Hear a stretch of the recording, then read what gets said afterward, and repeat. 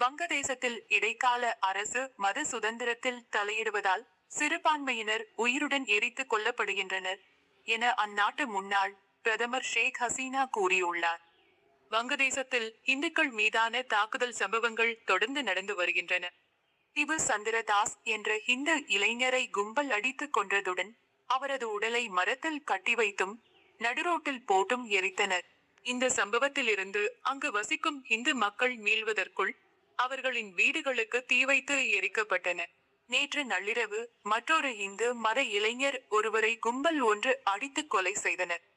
இந்நிலையில் இந்தியாவில் தஞ்சம் புகுந்துள்ள அந்நாட்டு முன்னாள் பிரதமர் ஷேக் ஹசீனா கிறிஸ்துமஸ் தினத்தை முன்னிட்டு வெளியிட்ட வீடியோவில் கூறியதாவது: வங்கதேச நிறுவனர் நாட்டை மதசார்பற்ற நாடாக இருக்க கனவு கண்டார்.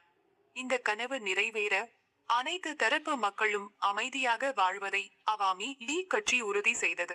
சட்டவிரோதமாக அதிகாரத்தை கைப்பற்றிய தற்போதைய அரசு அனைத்து மதங்கள் மற்றும் சமூகங்களை சேர்ந்த மக்களின் மத சுதந்திரத்தில் தலையிடுகிறது என்பது வருத்தமளிக்கிறது. இதனால் மத சிறுபான்மையினர் உயிருடன் எரிப்பது போன்ற அட்டுழியங்களுக்கும் இது வழிவகுக்கிறது. வங்கதேச மக்கள் இந்த இக்கட்டான நிலை தொடர அனுமதிக்க மாட்டார்கள்.